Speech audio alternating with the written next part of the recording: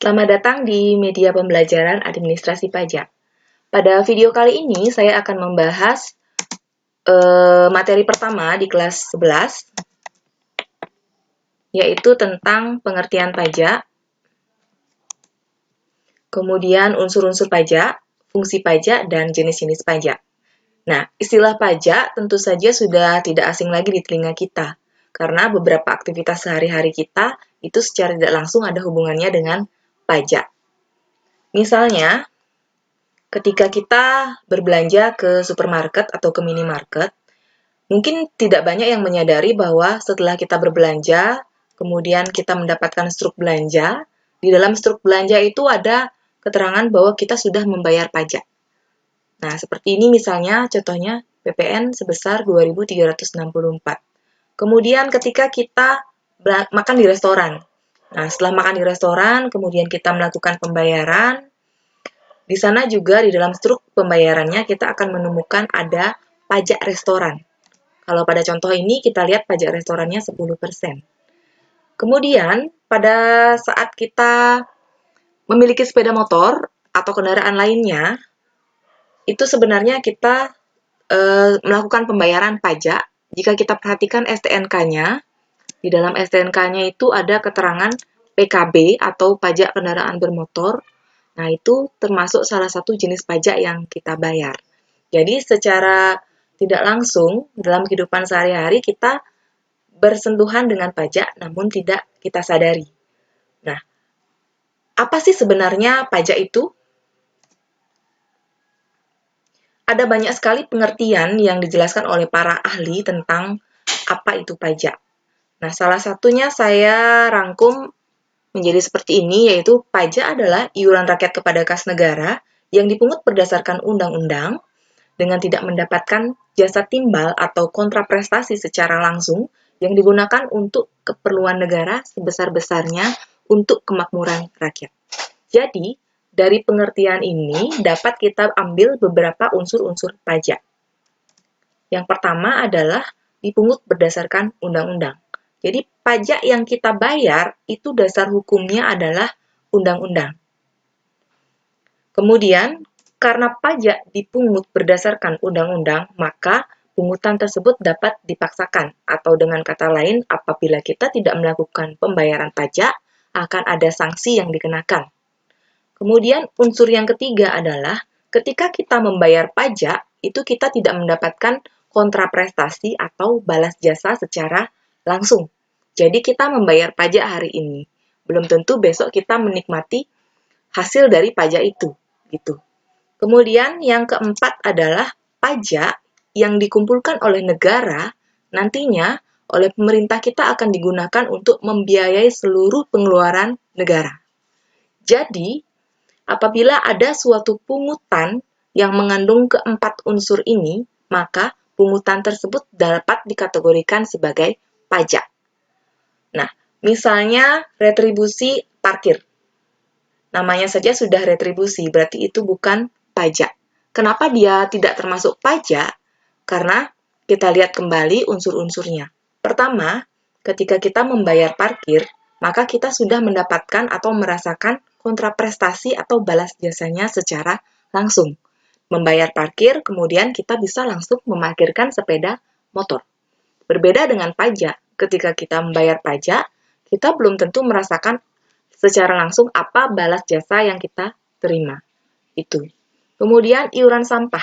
Ketika kita membayar iuran sampah, maka kita mendapatkan jasa secara langsung, jasa pembuangan sampah. Itu bukan atau tidak termasuk dengan pajak. Jadi pajak itu dipungutnya harus berdasarkan undang-undang. Kalau retribusi iuran sampah itu tidak dipungut berdasarkan undang-undang. Kemudian kalau retribusi parkir, iuran sampah itu tidak ada sanksi kalau kita tidak melakukan pembayaran. Nah, jadi pajak itu harus menganut keempat unsur-unsur pajak yang ada di slide ini. Nah, lalu kenapa sih kita harus membayar pajak? Bukannya negara kita atau negara Indonesia itu adalah negara yang sangat kaya, memiliki sumber daya manusia dan sumber daya alam yang melimpah. Lalu kenapa negara membuat undang-undang dan harus memungut pajak kepada rakyatnya.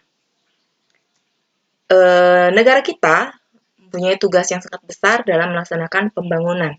Nah, meskipun negara kita adalah negara yang kaya, kaya sumber daya alam, kaya sumber daya manusia, negara kita tetap membutuhkan modal yang mendukung atau menyokong berkelanjutannya pembangunan. Nah, salah satu modal itu diperoleh dari penerimaan pajak, di mana pajak adalah salah satu penerimaan negara yang paling besar di Indonesia. Jadi, kalau kita membayar pajak secara tidak langsung, kita turut serta atau turut andil dalam pembangunan negara untuk membantu pemerintah. Jadi, bagaimana negara dengan memungut pajak bisa membangun negara kita, atau bagaimana pemerintah dengan memungut pajak bisa melaksanakan pembangunan. Jadi, pajak itu membantu proses pembangunan di negara kita dengan menjalankan fungsi-fungsinya. Jadi, pajak itu memiliki beberapa fungsi. Yang pertama yaitu fungsi anggaran atau fungsi budgeter, yang kedua yaitu fungsi reguleran atau fungsi mengatur, yang ketiga fungsi stabilitas, dan yang keempat adalah fungsi retribusi pendapatan. Sebenarnya fungsi utama pajak hanya ada dua, yaitu fungsi anggaran dan fungsi mengatur. Nah, sekarang coba kita bahas satu persatu fungsi-fungsi ini. Yang pertama adalah fungsi anggaran atau fungsi budgeter. Jadi, pajak itu merupakan sumber pendapatan negara kita dan merupakan salah satu sumber pendapatan negara terbesar. Jadi, dalam hal ini, pajaklah yang membiayai pengeluaran-pengeluaran negara kita. Nah, pengeluaran-pengeluaran itu dalam bentuk apa saja? Yang pertama, misalnya pengeluaran dalam pembangunan infrastruktur. Infrastruktur itu bisa berupa jalan, rumah sakit, jembatan, pelabuhan, bandara, dan lain sebagainya. Kemudian pengeluaran di bidang pendidikan. Jadi bisa berupa gaji guru, pembangunan sekolah, dana BOS, itu sumbernya dari pajak.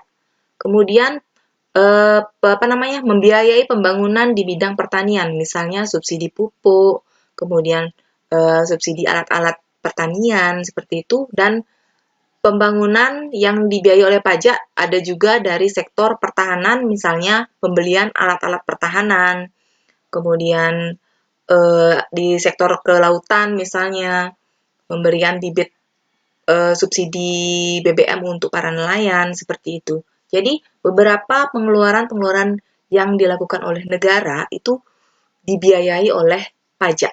Termasuk saya sebagai guru, itu juga dibayar oleh pajak yang dibayarkan oleh masyarakat Indonesia. Kemudian, yang kedua yaitu fungsi mengatur. Jadi, pemerintah menggunakan pajak sebagai salah satu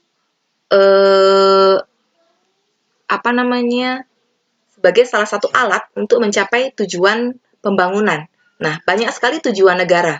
Misalnya dari tujuan pada sektor ekonomi, tujuan pada sektor sosial ekonomi, tujuan dari sektor pertahanan, itu banyak sekali ada. Jadi bagaimana pajak itu bisa mengatur berbagai sektor di negara kita. Misalnya, untuk meningkatkan ekspor. Jadi pemerintah ingin negara kita ekspornya meningkat. Kemudian pemerintah ingin melindungi produsen dalam negeri. Caranya adalah dengan menerapkan pajak 0% terhadap ekspor. Jadi kalau pajaknya 0%, maka orang produsen dalam negeri itu bisa mengekspor barang-barang ke luar negeri sebanyak-banyaknya. Jadi biaya ekspornya akan semakin murah. Kemudian kebalikannya, kalau pemerintah ingin melindungi, selain dengan menerapkan tarif pajak ekspor 0%, pemerintah juga bisa menetapkan tarif pajak yang tinggi untuk impor, gitu. Jadi, produsen di dalam negeri tetap terlindungi dengan penerapan pajak 0%. Kemudian yang kedua, kalau misalnya pemerintah ingin memperbaiki kualitas udara di negara kita, kemudian ingin mengurangi kemacetan, itu bisa dengan pajak. Bagaimana caranya? Jadi ini menjalankan fungsi mengatur. Jadi pajak mengatur kualitas udara, pajak bisa mengatur kemacetan secara tidak langsung, kemudian pajak bisa mengurangi sifat konsumtif masyarakat. Bagaimana caranya? Ya dengan Salah satunya dengan menaikkan tarif pajak kendaraan bermotor atau dengan menerapkan pajak progresif. Jadi, kalau misalnya masyarakat kita banyak punya kendaraan bermotor dan itu dikenakan pajak yang jumlahnya meningkat, semakin banyak jumlah kendaraannya, semakin tinggi jumlah pajaknya, maka masyarakat akan berpikir untuk terus membeli sepeda motor baru. Nah, bisa dicek di rumah, di sepeda motor anak-anak, kalau misalnya sepeda motor yang baru itu pasti pajaknya lebih tinggi daripada sepeda motor yang lama. Kemudian bisa ditanya juga kepada orang tuanya di rumah tentang pajak progresif. Semakin banyak anak-anak punya sepeda motor, itu jumlah pajak yang anak-anak bayarkan akan semakin tinggi. Itu namanya pajak progresif. Dengan begitu, orang akan berpikir untuk membeli sepeda motor. Kemudian akan beralih ke angkutan umum. Itu salah satu contohnya. Jadi dengan orang mulai berpikir untuk membeli sepeda motor, maka dampaknya adalah kemacetan bisa dikurangi, polusi udara juga bisa dikurangi. Nah, itu contoh fungsi pajak mengatur dari sektor lingkungan dan sosial budaya. Kemudian, pajak juga bisa mengatur pola konsumtif masyarakat. Misalnya, masyarakat yang suka hidup mewah. Nah, negara kita kan termasuk negara dengan tingkat kesenjangannya yang sangat tinggi. Jadi, yang kaya sangat kaya, yang miskin itu sangat miskin. Jadi, untuk menghindari semakin bertambahnya gap kesenjangan di masyarakat, salah satu langkah yang diambil pemerintah adalah menerapkan tarif pajak yang tinggi terhadap barang mewah. Jadi dengan pajak yang tinggi, harga barang mewah itu kan semakin meningkat. Dan biaya yang dikeluarkan orang untuk membeli barang mewah itu kan semakin tinggi. Jadi orang mulai berpikir untuk membeli barang mewah gitu. Kemudian untuk miras itu juga pajaknya termasuk barang dengan kategori pajak tinggi. Jadi untuk mengurangi sifat konsumtif masyarakat terhadap minuman keras, termasuk rokok. Rokok itu cukainya juga tinggi, sehingga nanti harga rokok itu semakin tinggi karena cukainya rokok itu diberikan cukai yang cukup tinggi untuk mengurangi sifat masyarakat yang suka merokok begitu. Nah, itu fungsi mengatur pajak mengatur kehidupan sosial budaya ekonomi sehingga negara bisa mencapai tujuannya. Nah, itu dua fungsi utama pajak. Yang pertama fungsi anggaran, yang kedua adalah fungsi mengatur. Selanjutnya ada fungsi retribusi pendapatan. Jadi Indonesia itu negara yang sangat luas. Kemudian persebaran penduduknya itu tidak merata. Jadi di kota sangat padat, di desa sangat jarang. Nah, ini menimbulkan retribusi pendapatan yang tidak merata. Jadi pekerjaan terkumpul di kota, sedangkan di desa itu jarang ada lapangan pekerjaan baru. Nah, dengan adanya pajak, maka jalan raya mulai dibangun di desa-desa, pabrik mulai dibangun di desa-desa, sarana prasarana mulai dibangun di desa-desa, sehingga nanti akan memunculkan lapangan pekerjaan baru di desa-desa. Sehingga orang-orang desa pun pendapatannya akan semakin meningkat. Itu maksudnya retribusi pendapatan atau pemerataan retribusi pendapatan. Nah, bagaimana pajak di sini berperan? Ya, pajak berperan dalam memberikan pembiayaan untuk membangun fasilitas-fasilitas seperti jalan raya di desa, pasar di desa, pelabuhan di desa, kemudian rumah sakit di desa, itu dibiayai oleh pajak. Kemudian, dengan berjalannya ketiga fungsi tadi, fungsi anggaran atau budgeter, fungsi reguleran atau mengatur, dan fungsi retribusi pendapatan, maka akan tercipta fungsi pajak yang terakhir yaitu fungsi stabilitas. Sehingga perekonomian nanti semakin stabil. Itu tujuan utama dari pelaksanaan atau pembayaran pajak.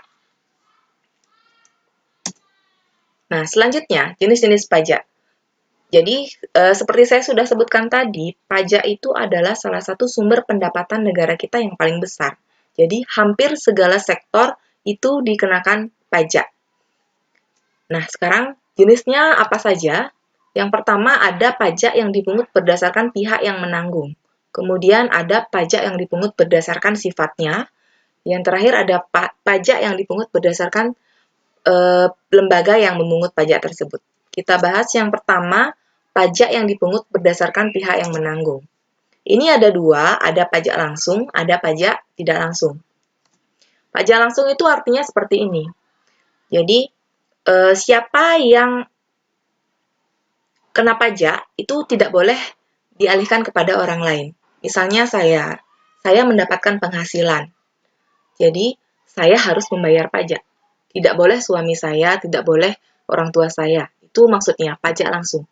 Jadi, pembayarannya harus ditanggung sendiri oleh wajib pajak. Nah, contohnya yaitu pajak penghasilan. Kemudian, pajak ini sifatnya dia berulang-ulang. Pada waktu tertentu, misalnya setiap saya dapat penghasilan, pasti saya harus bayar pajak itu. Dan tidak bisa dialihkan kepada orang lain. Jadi, siapa yang mendapat penghasilan, maka itulah yang wajib membayar pajak. Kemudian, pajak tidak langsung, artinya pajak ini bisa dialihkan pembayarannya kepada pihak lain. Kemudian, dia sifatnya tidak berulang-ulang. Karena dia sifatnya insidental. Kapan terjadi, maka saat itulah membayar pajak. Contohnya adalah PPN atau pajak pertambahan nilai.